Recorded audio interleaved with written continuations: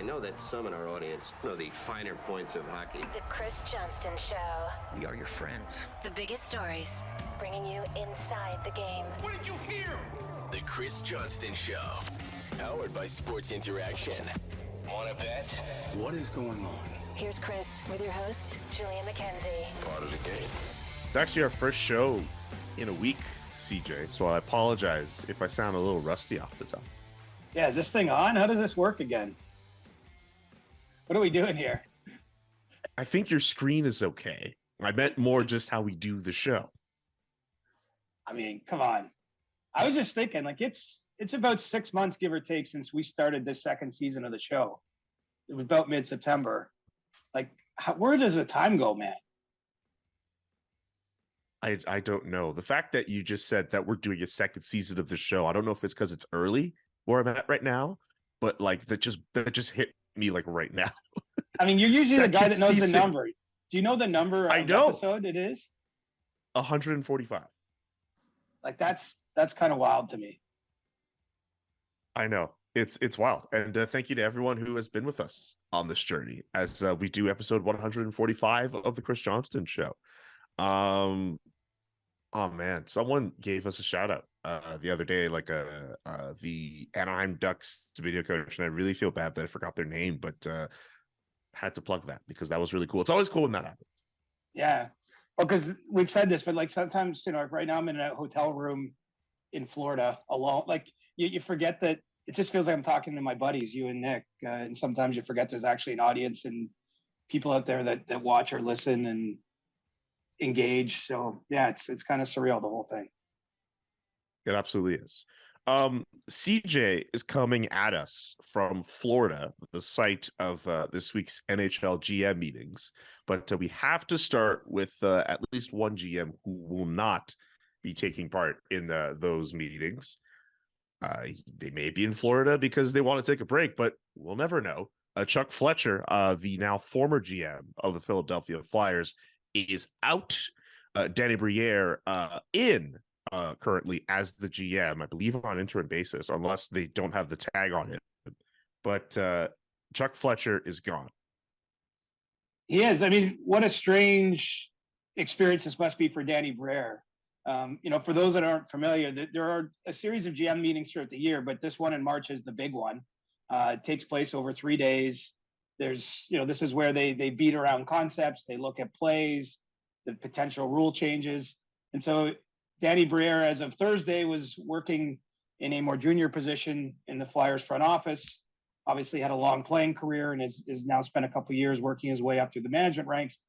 Friday, he's named the interim GM of the Flyers. And here on Monday, he'll be in Florida participating with all his peers, you know, many of whom I suppose he would know because hockey is a small world, but you know, not where he's been an equal, say, on the GM footing. So that's a pretty crazy turn of events, just the timing wise with this meeting. You know, as for the Flyers, I think that the writing in some ways was on the wall for Chuck Fletcher. You know, he was brought in 3.5 years ago, and at the time, and this is actually one thing I'll say, we might have all been wrong, but I think it was a pretty prevailing industry thought that the Flyers had stockpiled all these great young players that were going to form the nucleus of a winning team, of an organization. And you know, a lot of that was put in place by Ron Hextall, Chuck Fletcher's successor in Philadelphia. As it's turned out, a lot of those players maybe haven't become quite as impactful as we've thought. But Chuck was hired at that time to help push the organization forward, to be aggressive and not have it be in kind of a building through the draft mode. You know, he made some big trades that didn't work out. Unfortunate injury situations have come along. You know, Sean Couturier's barely played the last 2 seasons. You know, he traded for Ryan Ellis. He's basically been unavailable since that deal with Nashville went down. There's a number of things that have gone on here that the Kevin Hayes signing hasn't really panned out or made the difference that they would have hoped. And so, you know, here we are where the Flyers, frankly, are just not a good enough team. And the mandate Chuck Fletcher has, he wasn't able to deliver on. And so, you know, some of it certainly is his fault. I mean, he made a lot of those decisions and they didn't pan out. I mean, that's the game when you're a GM. You're going to be judged on your big decisions. But I also do think that perhaps we've overvalued or overthought where the Flyers were headed 4 years ago. at the time when Ron Hextall departed, that everyone seemed to think they had this blue line, right? All these players they drafted, it looked like that were going to become studs, and it really has not panned out that way. If you look at that team, I mean, there's some good players on that team, but they've got a long way to go. And now with Danny Briere there, they're talking about a rebuild, which is something the Flyers as an organization have typically tried to avoid. Yeah, it's a bit tough to kind of look back on the Chuck Fletcher era and think of Rasmus Ristolainen and him being there and the contract he signed. A lot of people will cringe at Cam York getting drafted ahead of Cole Caulfield, for example. There's a list of stuff that I'm sure a lot of people in Philadelphia would cringe at when you look back at the Chuck Fletcher tenure. Not to dump on him. I'm sure there are other good moves that have taken place, but yeah, it just kind of felt as if it looked as if there was some promise there. You can look back in time and you'll find people who really like the idea of Chuck Fletcher being GM. It just didn't pan out. It didn't. And look, this is not to make an excuse for him, but they wanted the team to win. And so I think he reacted and managed that way. That was literally the mandate he was given. I'm not sure they were ready to win. You know what I mean? And so the Flyers have always been an organization. You go back 10 or 15 years, that signs the big free agent, that makes the big trade, never afraid to give out the big contract or to buy it out. In the case of Ilya Bryzgalov, who both got the big contract and was bought out of it. I think he's getting paid till about 2038. That's not exact, but it's something like that. It's a crazy amount of years that they bought out that deal for. I mean, the Flyers have made big moves, right? They've wanted to be a mover and shaker in that way. And I think maybe roster building has changed to some degree. I mean, the odd team like the Rangers have actually done it pretty quickly, with maybe some luck, but also a series of good decisions. But I think it's going to be interesting now to see them actually rebuild a little bit and do what they've been resistant to do for so long. I think that it will set them up, if done properly, for a longer run of success that they want. And, there's going to be a search here done, but I would think Danny Briere, unless something surprising happens, will ultimately have the intern tag removed and will be the general manager of the team. They're also going to hire a team president. Chuck Fletcher performed both roles in the previous administration. And I think there's a recognition that there needs to be two people doing that, which is, what a lot of the bigger front offices, top teams, most of them, have Brendan Shanahan, for example, as president, and Kyle Dubas as general manager, or, John Davidson in Columbus as the president, Jarmo Kekalainen as their GM. I mean, that's become more the common model. You got Bob Nicholson in Edmonton, Ken Holland, that kind of thing. And so there'll be another hiring, I would think, in addition to Briere, again, unless there's some surprise here. A lot of people speak highly of Briere. I mean, I knew him a little bit as a player, certainly covered him in his time in the league. And, I've heard a lot of good things about him since he's moved into the front office. Very smart guy, has been on this track for a long time. And, sometimes you got to get thrown off the dock to see if you're ready to swim. And I think that's kind of the situation he finds himself in, because most GMs, when you get hired, right, it's not because the team's in a good spot, right? Usually when you're being brought into a situation, in most cases, it's because something has gone wrong or the program's gone off the rails. And that's where Philadelphia is right now. And it's going to be a big job ahead to decide who stays and who goes, and how long, who gets pulled apart here, because I do think that some big, difficult decisions are on the horizon here in Philadelphia. Yeah. We should mention, though, the rise for Danny Briere, a guy who was in the ECHL with the Maine Mariners and eventually does make his way up into the Flyers organization, and now in the position that he's in right now as the interim GM. It is quite a rise for a guy who, it's not that long ago, he was playing in the National Hockey League. And if memory serves, a lot of people in Montreal were wondering if he would be next in line to be GM. Obviously, that job went to Kent Hughes, but there are people who are talking about that. Well, he was the finalist for the job in Montreal. He went right down to the wire there. I know he interviewed in Arizona at a point for an assistant GM's job. I mean, he's been building towards this. And look, it's 8 years almost now since Danny Briere hung up his skates. He has had a pretty long path, relatively speaking, to this spot. Even that job he had in the ECHL, that's under the Flyers parent company. So he's been within the Flyer system for a long time and seen how that operation works. And I've been of the thought, this isn't a comment specific to Danny Briere or really any individual GM, but I've thought that more teams should probably be hiring lawyers and trying to find people like Julian Breezebach, quite frankly, that don't necessarily have the playing background to manage the GM jobs. But in terms of a former player, Danny Briere has done it right. I mean, he's had tons of experience now working in front offices, and he's earned the chance to do this job. And the conversation is almost one for the side, but I'm just surprised that you don't see more non-traditional hockey people getting these jobs, because it seems to me, Julian Breezeball is probably the best at what he does, and his personal background doesn't include much playing of hockey as a kid, but he got a law degree and learned the CBA and came up that way, and is become an expert, I think, at navigating it and building his roster. But in terms of former players, again, don't hear any bad words about Danny Briere. First class guy, worked really hard, and now this opportunity is in front of him. It's up to him to make the most of it. Anything else you want to mention about the Flyers before we get to sports interaction? Not too much. I mean, it's going to be interesting to see how it goes for John Tortorelli. He's talked about like instilling the right culture there for the Flyers, but does he really want to be part of a rebuild if it's going to be a lengthy one? I mean, it's going to be an interesting dynamic around that team.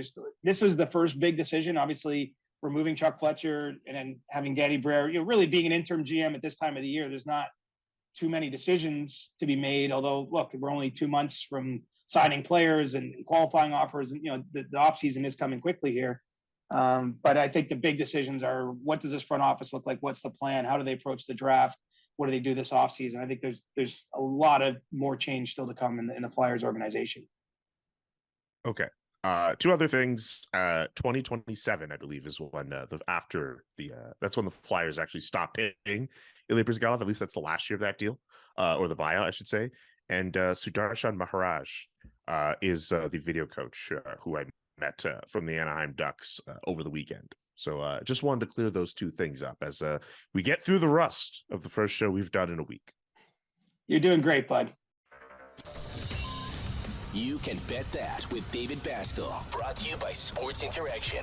Get in the action and make a play. 19 plus. Please play responsibly. Welcome to You Can Bet That. Be sure to hit up sportsinteraction.com/SDPN for all there is to know with regards to betting on Sports Interaction. In honor of Steve Dangle's birthday, which was on Sunday, CJ, I have a few of these Dangle doozies. Are you interested in a Dangle doozy? Absolutely. Just a little baby, Steve. Happy birthday, Just bud. a wee little baby. Happy birthday, Steve Dangle. Up on the Dangles doozy section up at sportsinteraction.com, former friends to score a goal. I believe the Leafs and Sabres will be playing off against each other. Ilya Lyubushkin to score a goal. That's at 9.00. No, at 1.03.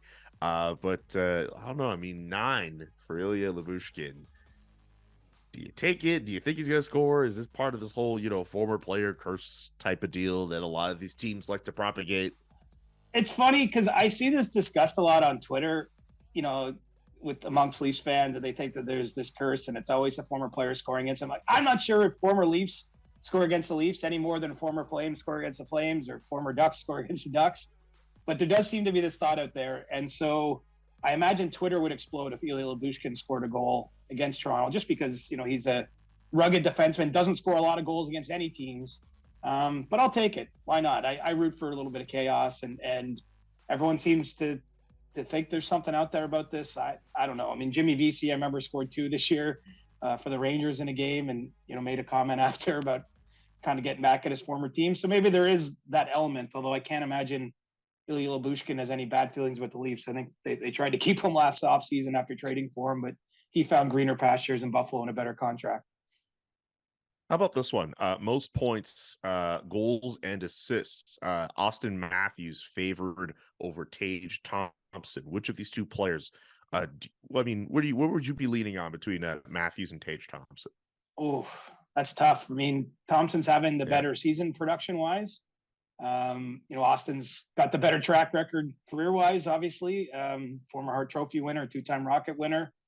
But, Austin's looked pretty good lately. I'll say that. I haven't seen the Buffalo play as much lately. I know they've had a couple tough losses as they've been trying to push for a playoff spot. But Looks to me like Matthews has been heating up the last couple games, and so I'd probably take the player playing on home ice and give my nod to Austin. All right. Don't forget to check out sportsinteraction.com/SDPN for all the best odds before game, in game, and the best props. Again, sportsinteraction.com/SDPN. This episode of the Chris Johnston Show is brought to you by LinkedIn Jobs. As a small business owner or hiring manager, you know that success in 2023 all depends on the team members you surround yourself with.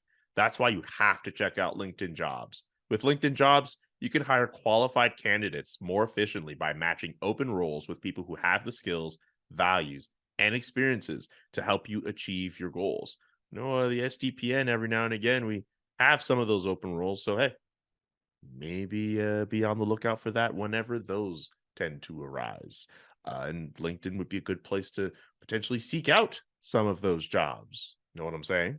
LinkedIn Jobs helps you quickly attract qualified candidates to your open jobs with targeting tools. They go beyond resume data by using insights from your job post and also their 875 member profiles to put your post in front of the most qualified candidates. Identify the most qualified candidates on LinkedIn Jobs and connect them fast and free.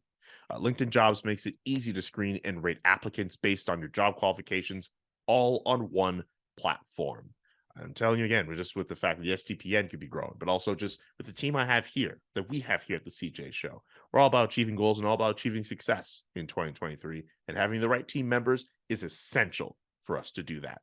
That's why small businesses rate LinkedIn Jobs #1 in delivering quality hires versus leading competitors. LinkedIn Jobs helps you find the qualified candidates you want to talk to faster. Post your job for free at linkedin.com/Johnston. That's linkedin.com/Johnston to post your job for free.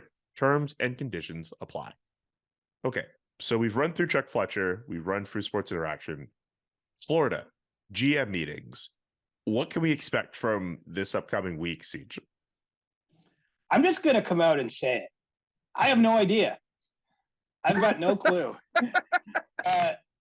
And it's a funny experience. Like, when you cover these meetings, well, I mean, first of all, when you cover these meetings, like there's sort of this awkwardness, like where I think they don't want us there, or like they tolerate us. Like, don't get me wrong, like no one's rude, but it's a little uncomfortable. Like you're just kind of lurking around a hotel, trying to stop people, ask them what's up, obviously texting them and all that, but like they don't really give us an agenda. And so what gets discussed, I mean, we only find out if someone comes out and talks about it. And so as we head into the meetings, they start today on Monday and run through Wednesday, you know, I can tell you some of the things they're going to talk about, but I don't know if there's going to be an action point. I don't know if we're going to see a rule change. You know, I think there'll be some discussion, for example, about, you know, the players that were scratched for trade related reasons that went on for 2+ weeks. You know, it's not to say there'll be a change there, but I think they'll maybe be a discussion about that. Does there need to be a rule, or was this a one-off kind of season where things were happening? I think there might be some discussion with the mechanics of how the trade calls worked, because there was some complicated deals with a third team involved. There's obviously some rule related issues that'll come up, but you know, I can't tell you if there's going to be a rule change or what's going to happen, because we're kept a little bit in the dark at these meetings, and you know, it's kind of funny how it goes that way. But I mean, look, I'm certainly not complaining. I'm looking forward to seeing it. I mean, it's pretty relaxed too, right? We get to this side of the trade deadline. I mean, there's a lot of pressure on the general managers. Let's call it as it is. In those weeks and months leading into what was March 3rd this year. You know, on this side, they're still pressured. A lot of them there are going to, you know, trying to have their team win the Stanley Cup, but there's very little they can do at this point to affect that. I mean, that the teams are kind of set as they are. And so it'll be a relaxed gathering. They'll kick around some rules. I mean, I've been here in years past where sometimes they did what they call breakout groups, where they, you know, break the room saying to groups of 3 or 4, and they even like propose kind of what you might call off the wall ideas and debate, you know, should they be looking at massive changes somewhere down the line. So, I mean, we'll see, have to see what materializes, but I can't come into this telling you for sure what's going to happen, because if I'm being candid, my man, I've got no clue what's going to go on behind those doors. And unfortunately, I don't get to go behind the doors. I just got to hang around like a lurker in the hallway. Okay, I have a couple of questions that sort of have nothing to do with what could be discussed this week. So allow me if I may. Sure. I wonder, in the history of the GM meetings, what was the first year where reporters decided this was an event worth covering, worth flying down to Florida or wherever they might have been years earlier, and said, okay, we're going to turn this into a journalistic thing where we're going to hang around and try to see what we can get from GMs? It predates my time as a reporter. Like I've been doing this for at least 15 years, I'd say. And the precedent was set before that time. So it's been a long time. And look, I'm not dismissing, like this is a newsworthy event in the sense that it's a 3-day meeting of all the league's GMs. Obviously, senior league staff is here. There is the ability to recommend rule changes that then have to be approved by, potentially the competition committee or the board of governors.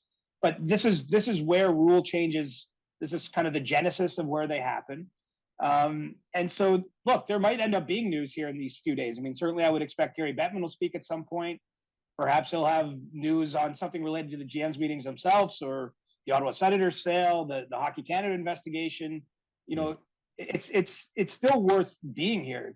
But it's just not always, it's not like you don't get a full menu before you arrive of like, okay, we're going to discuss this and we're going to do this and we're going to do this.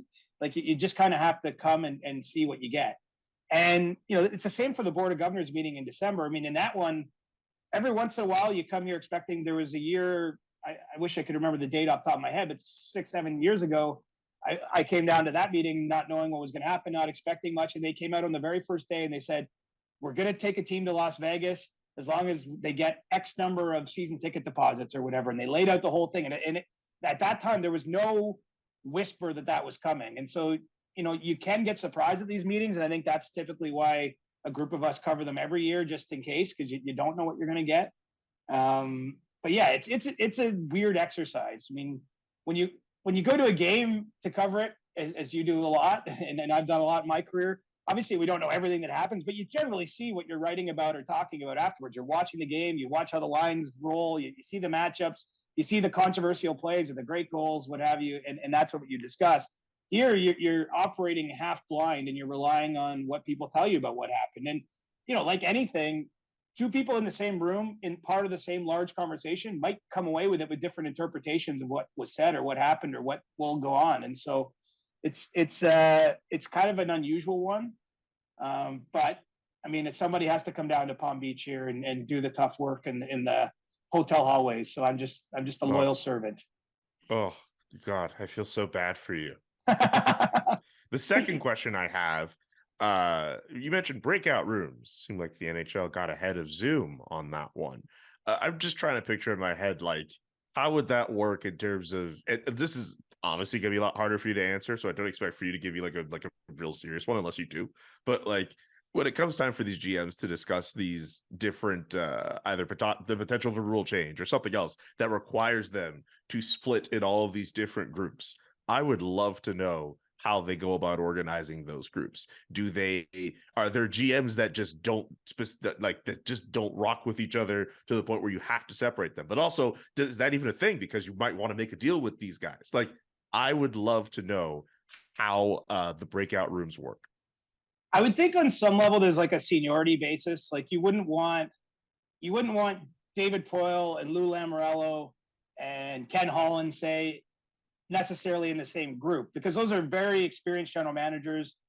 When you think about, they have a certain perspective on even these meetings, because in David Poile's case, this is actually his last big GM's meeting. He's stepping aside as a Predators GM as of July 1st, but he's been part of 30 plus years of these. So he's familiar with what's been discussed, how they've got to where they've got to with the rule book. He's seen that evolve over his career. And so I would think that they would start by splitting up the more experienced GMs. Again, not because they can't hang out together, but I think that there's value to having each of them part of each group. But I don't know how it goes. Again, it's a bit of a secretive process, all of this, and I don't entirely know why that is. I mean, I think they do their best, to be honest. Like, there's been years, like when they were doing the head checking rules, they brought in Rule 48. I don't know if that was 10 years ago now. I do remember they actually brought us into the room where the GMs met, and they showed us the video. They showed the GMs. Like, they really do try to, when it's a big, serious issue that they're discussing or a major change, They do their best to educate the reporters on how they got to where they got to. But then I think the years where there's maybe not a pressing issue to the same degree, that's when they've gone more outside the box. And then I think they're more reluctant to discuss that, because in some cases, I remember there was one year, I can't remember the exact way they framed it, but it was more like, what might hockey look like in 15 years? Like look into the future, like what, and it was more of a thought exercise. It wasn't an actionable item issue, right? I think it's like, what happens if you get rid of the blue line? What happens if we, have a shot clock of some sort, or this is the meeting where, for example, 3-on-3 overtime gets, really born. Like at some point they made the decision, hey, we're going to go to 3-on-3 overtime. And so, some of that obviously is just throwing ideas at a wall and seeing what sticks. And that's why, I go into this meeting saying, hey, I don't know what's going to happen. Maybe by Wednesday we'll like, wow, that's a big change that's coming out of this. Or maybe you'll say CJ was lucky to spend 3 days in Florida on his boss's dime and didn't really accomplish too much. We'll have to see how that works out. Hey, I'm not trying to get you in trouble, CJ, with that last one. Jeez. I can't make the news. Right? The news either happens and I can react to it. If nothing happens, then I can tell you on our Thursday show, nothing really happened. But like, let's not say, hey, you went on your boss's dime. It's a trip to Florida. Don't block your blessings, CJ. No, well, look, I had a nice run this morning. The sun was coming up. I was like, I'm lucky to be here. Like this, even if this is a kind of a weird assignment, I'm embracing it because I'm happy to be here.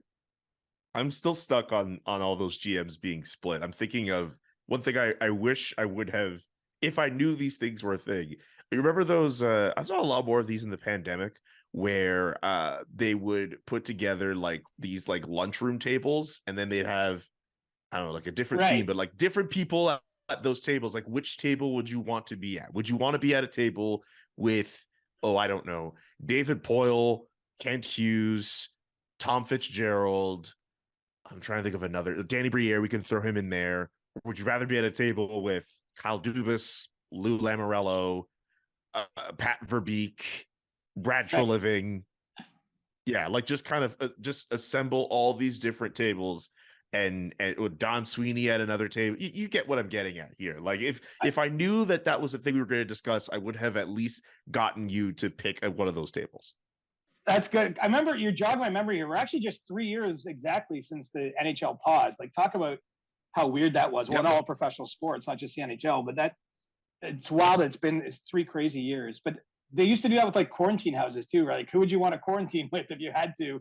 Like this celebrity and this random person. I don't know whose lunch table I'd want to sit at, to be honest.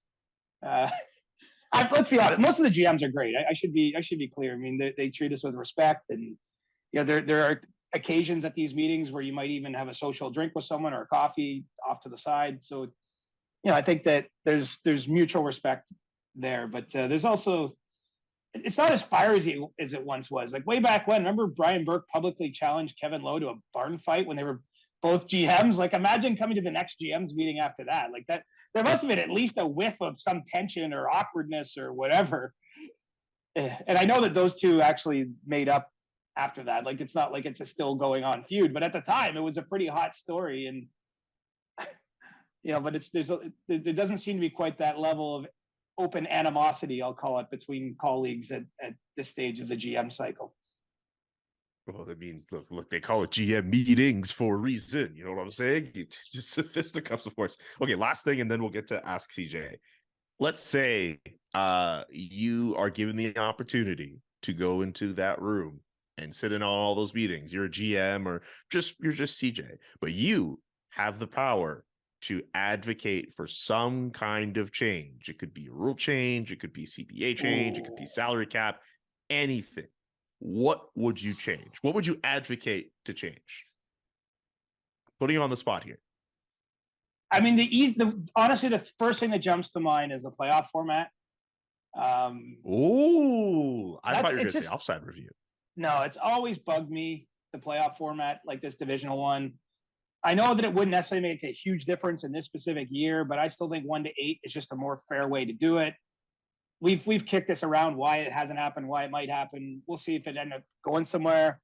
But that's the one that jumps to my mind, but I haven't thought deeply on it. Like, maybe something more salary cap related would be interesting to, but we also just came to this awesome trade deadline period, and it was a year where no teams had money, right? Like they found a way to do business. So I can't say that the only reason we see no trades some years or no exciting trades is the salary cap, because we got a hard salary cap. We had all kinds of teams squeezed this year, and yet we saw 13 first-round picks change hands in 6 weeks. And we saw a lot of teams take big swings.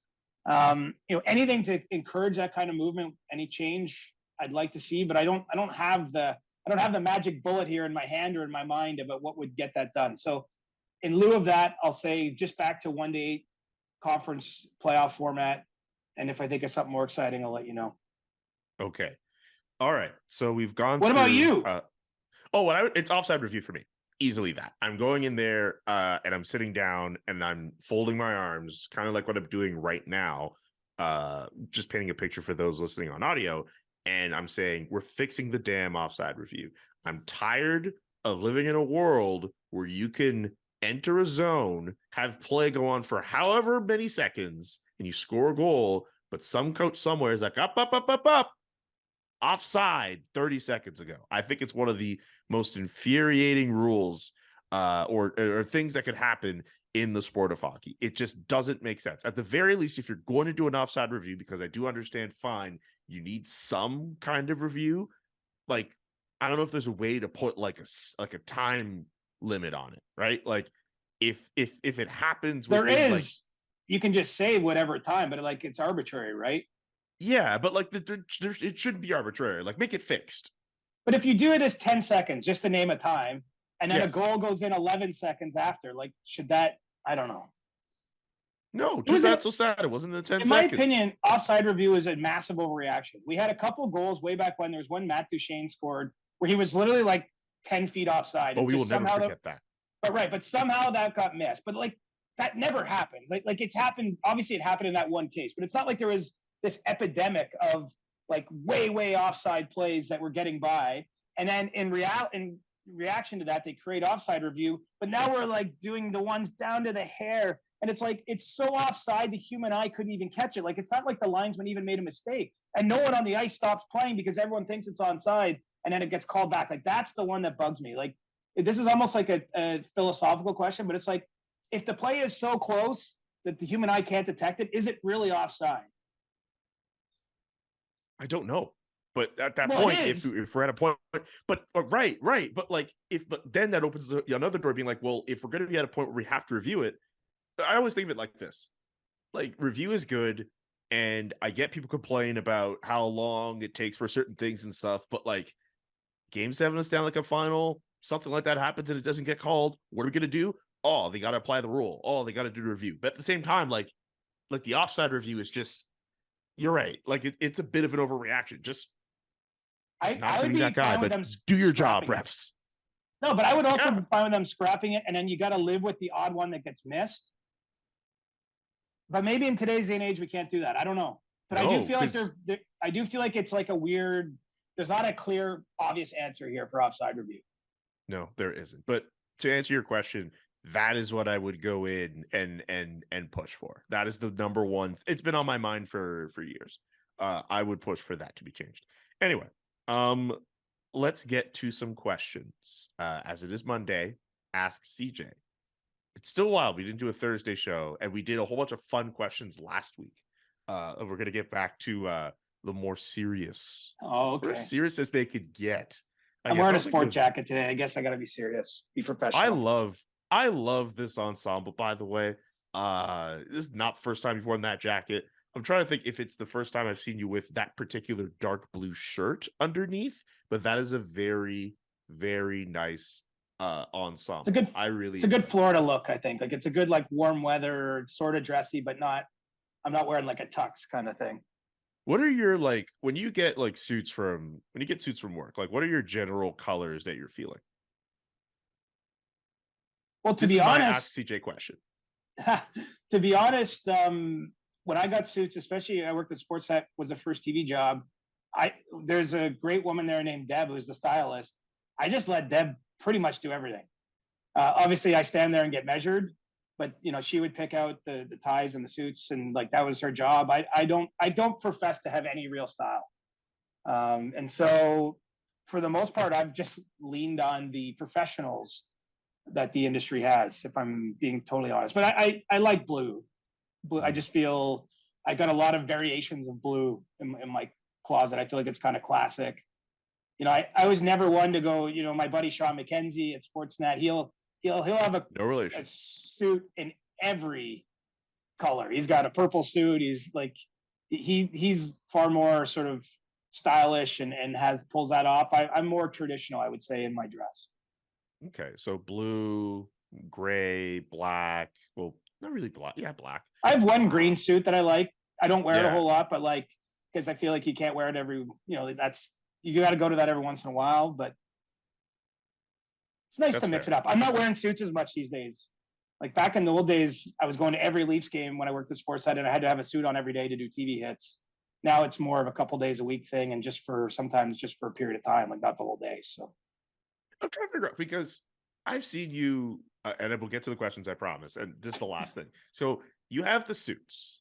When we've hung out, I see some of the hoodies sometime, but like, what's the in between like? Like, I know when I go to games, I don't have to be on TV or anything. I mean, not that happens all the time anyway, but like sweater, but like polo, not pullover sweater, but like grandpa, like, crew neck sort of, or just a sweater, or turtleneck. I'm getting really big into turtlenecks now. Like, what are you wearing in between a suit and the hoodie and hat you'll wear on this show? Well, if I go to a game, I'm always in a suit. So you're always in a suit. Okay, fine. At a game, like working. I'm pretty casual though. Other than that, like I'm not going out clubbing or anything these days. So I don't know. Like I wear like really relaxed fit stuff outside of work. You know what I mean? But then it's a suit at work. So a lot of the things you've seen me wear on this show, man, like button up shirts, got a couple pullovers, but nothing too fancy, man. Like honestly, I'm a pretty quiet guy these days. Just work and chill. So there isn't really an in between, if you know what I'm saying.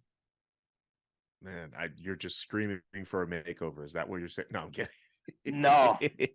You don't need a makeover. You look great as it is. Anyway. Thanks, bud. All right, let's get to these questions before we make CJ blush. Let's get to a question from Sam.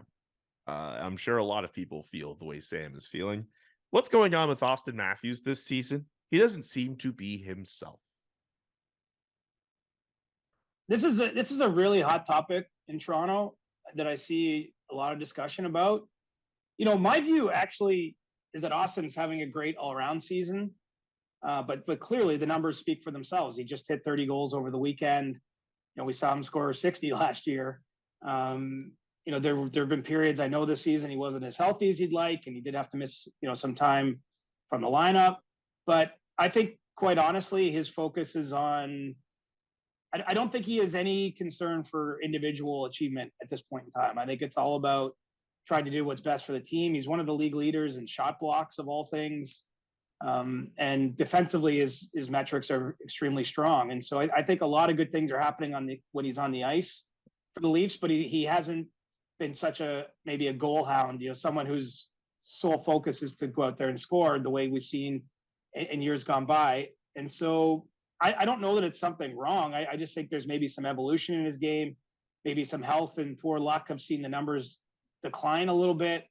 But I do know this much. The only thing that matters to him at this stage in time, he's won the Hart Trophy, he's won the goal scoring title a couple times, is having playoff success as a team. And, ultimately, look, when it comes down to it, I think that, whether it's Austin Matthews, Mitch Marner, John Tavares, William Nylander, like the Leafs top players have to win them a playoff series at some point in time. That hasn't happened. I think, if you're looking for one thread to run through all these years where the Leafs have fallen short, all sorts of different circumstances have played out, of course, naturally, but you get to those winner take all games and the Leafs haven't had a breakthrough performance from their stars. You watch them play a game this weekend against Edmonton. They get behind in that game. Marner makes a couple of ridiculous individual plays. Matthews sets up Tavares for a goal. Nylander scores a goal. Like all of those guys did what they're supposed to do, and Toronto pulls a game they could have lost and wins 7-4 against the Oilers. You need that to happen when it really matters at some point in time. So all that to say is I don't think anything's wrong with Austin. I think that he's actually played quite well this year. But when push comes to shove, when the Cards are down, when the Leafs are playing the Lightning and they get into a tight game, someone has to make a big play. And, you have Matthews and Marner at the top of the list for the Leafs that need to do that, to make a difference-making play. And we'll see if he can come up with it this spring. Tune in next month to see if Austin Matthews being more of an all-around player was worth it. Next question from DDR. Who do you think of all the teams competing for the wild card has the best chance of upsetting Boston, which, by the way, has already clinched the playoff spot? I know, 50 wins in 64 games. I mean, what a season the Bruins are having. It's crazy. When I think of this question, I think of, okay, what could play out to see a team like Boston have this amazing year, barely lose, 4 games in any given month, and someone's got to beat them 4 times in a 2-week period to eliminate them from the playoffs.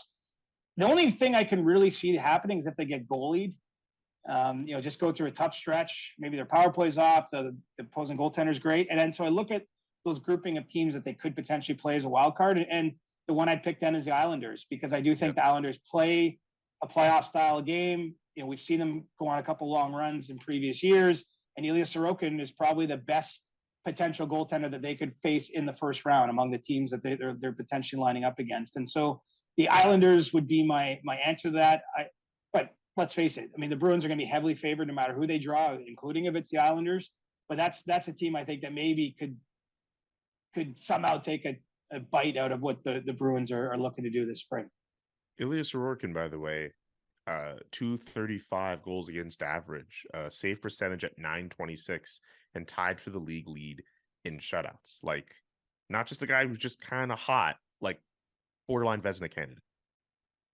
It's crazy. I'd love to know what happened in Russia with all these elite goaltenders coming through.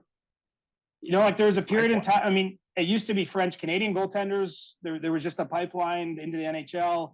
Then there was a bunch of Swedish goaltenders at the top. And now it just seems like, for whatever reason, I don't know if there's a common thread in terms of how they've been teaching goaltenders in that country. But to see Vasilevsky and Shesterkin and Sorokin all come and become, some of the best goalies in the league. I mean, maybe it's a coincidence, but it almost feels like maybe there's something more there, but I don't know the answer. Yeah, me neither. Next one from David. When are you going to be on sorry, let me repeat that again. When are you going to be a guest on the Steve Dango podcast? Like the good old days. Well, I haven't been asked. I've never said no to the Steve Dango podcast. So, never been asked. Invitation. No, I mean, I've been asked, but I haven't been asked in months. So the only reason I haven't been there is because they haven't knocked on the door and said, CJ, come on over. But we know I'll be there whenever the Leaf season ends, because that's become a tradition. After sort of the season ending press conference, I usually go on and debrief with the guys. So, that could be obviously at the end of April, or it could be in the middle of June, debriefing on the Stanley Cup parade. I don't know what's going to happen this spring, but certainly I'll be on then. And if they want me on before, Adam, Steve, and Jesse have my number, and I'm always happy to do their show.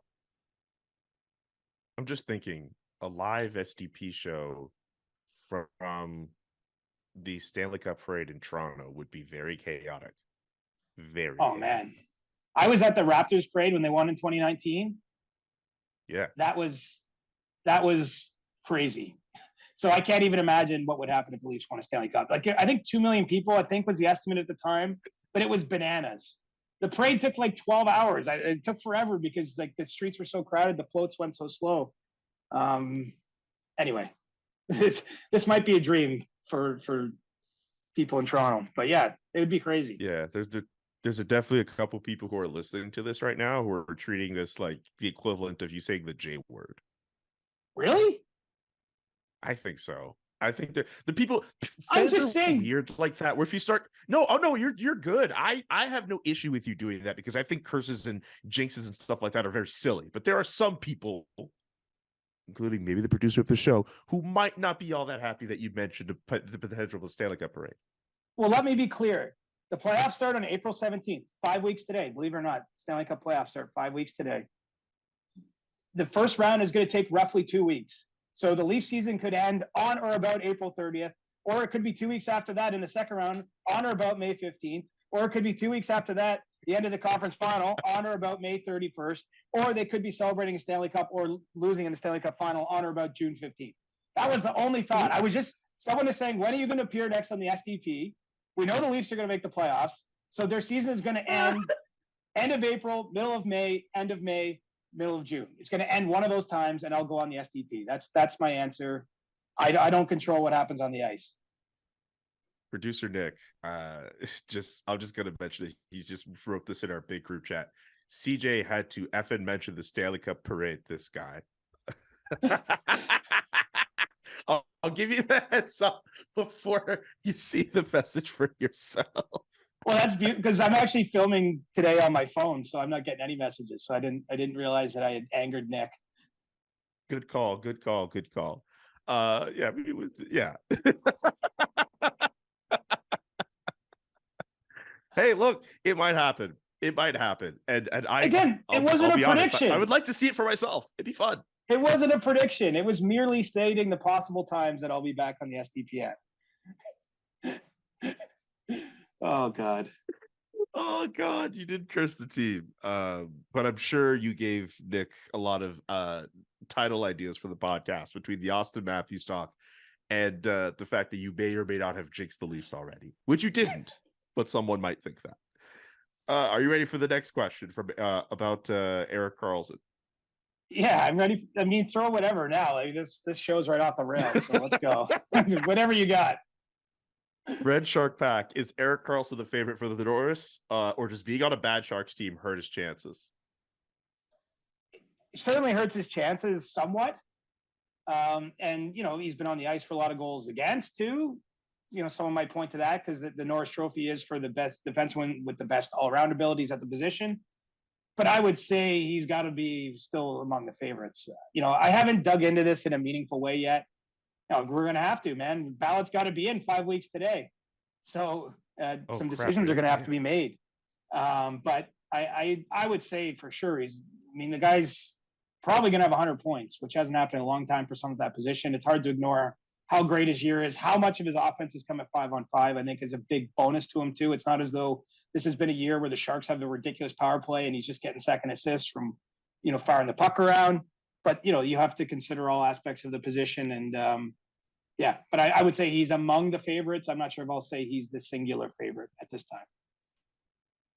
Last one from Leafs 94. In honor of his departure from Toronto, would you rather fight 100 Pierre Engvall-sized giraffes or one giraffe-sized Pierre Engvall?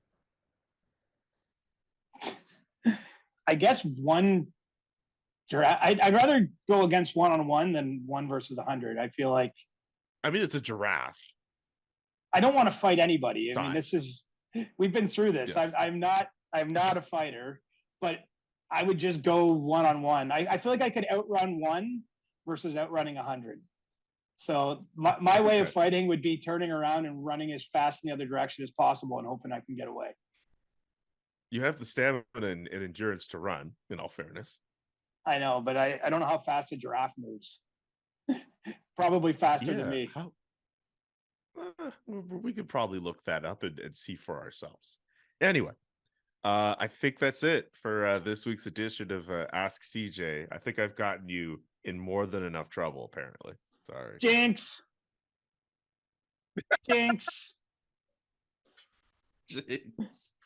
I don't even know what I'm jinxing. They don't exist. You didn't jinx anything. I'm just messing around. I get it. I don't use the J word anymore because that did sort of take on a life of its own, and like that. Then it seems like I'm trying to be jinxy. Like when I answered that question, if you go back and look at my words, I was not trying to say what's going to happen. I was just saying that's the time frame on when I'm going to appear again. I love the fact that you are doing everything you can to defend your reasoning for something that is completely innocent and harmless. And because one person felt away, it has devolved into this. Very important person, mind you. There was a question I was going to pull out.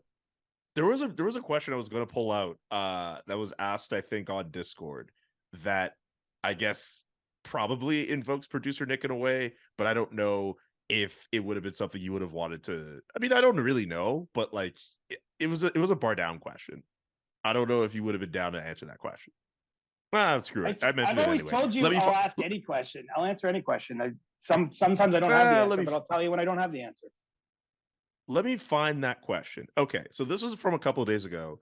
I believe from Hans, or at least the guy on Discord, or the person on Discord who spells Hans backwards. They had a few questions for the Saturday show, or at least for the Monday show. And one of them was, have you guys met the Bar Down crew? If so, what are they like in person? And the only person I've ever met from Bar Down in person is producer Nick. He's a really good dude. I can't even make a joke about that. I've met Jesse a couple times. I mean, they're all great, and I think their stuff's hilarious. I think they do an awesome job. Like when Jesse went and did the Winnipeg Jets skills competition, like that was crazy. Like I can't even imagine. Like I'm good at having a laugh at myself, as anyone who listens to this show knows, as anyone, but I would not put on skates and go do all that stuff. Like good for him. I think those guys do awesome work, Corbin. So I like their work. I don't know them that well personally, but we've crossed over at the Hockey Hall of Fame in various events, said hello. So yeah, awesome. And producer Nick's a great guy. So would you do one of their quizzes? You should do one of their quizzes. I've never done one. You should do one. I don't know. Talk to isn't it David Crixt, my man DK? Isn't that who's running Bar Down? I believe so. Talk to him. I got enough going on. If he wants me, I'll do it, but I'm not going to seek it out. Also, shout out DZ, who is great as well with Bar Down. We got to mention him too. Okay, I think that's everything now for this week's edition of Ask CJ, which means that's it for the Monday edition of the Chris Johnston Show. Clearly, we have shed off any rust that was apparent throughout the show, and it's going to be nothing but smooth sailing from here until the Stanley Cup Finals and the draft and beyond. We did it, CJ. Thank you. 145 Thank you for giving me episodes. last Thursday off, bud. I appreciate it. I mean, I think the internet had more to do with that than anything else. I know, but a little downtime's good. So now we are charging full steam ahead through the Stanley Cup playoffs, through the draft, through free agency, through the trades that happen, and then we'll take a break again at some point in July. All right, Johnston Canyonites, get on the train because it is not stopping. We'll be back on Thursday. We'll have stick taps and other fun stuff as it happens. Maybe there will be something to report from the Florida meetings from one Florida CJ. All right, let's get out of here. CJ, Julian, peace. The Chris Johnston Show. Powered by Sports Interaction. Wanna bet? Inside the Game, twice a week. Follow Chris on Twitter @ReporterChris. And follow Julian McKenzie @JKMcKenzie. The Chris Johnston Show.